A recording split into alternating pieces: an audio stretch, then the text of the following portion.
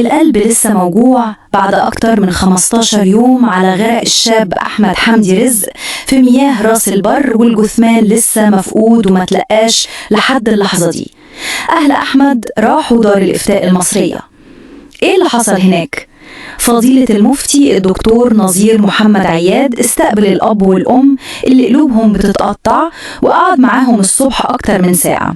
في اللقاء المؤثر ده فضيلة المفتي أفتى بإقامة صلاة الغائب على الشاب أحمد حمدي، واعتبروه شهيد عند ربنا سبحانه وتعالى لأنه مات غرقان وهو في عز شبابه.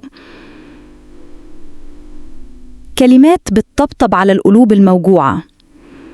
فضلته وجه كلمة قوية ومؤثرة لوالد ووالدة أحمد، ودعاهم إنهم يحتسبوا ابنهم عند ربنا من أهل الجنة، وأكد إن المدة اللي عدت في البحث دي كفاية، وإن ربنا أعلم بمكان ابنهم وأرحم بيه من كل البشر.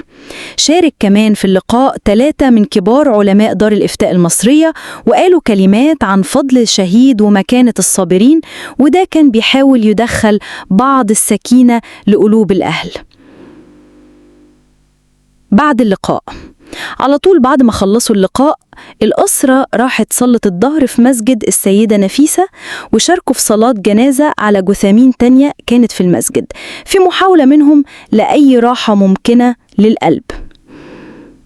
موعد صلاة الغائب واستمرار البحث. تقرر رسمياً إقامة صلاة الغائب على الشهيد أحمد حمدي يوم الجمعة الجاية في واحد من مساجد مدينة السنبلاوين، وهيكون حاضر فيها مندوب من كبار علماء دار الإفتاء المصرية.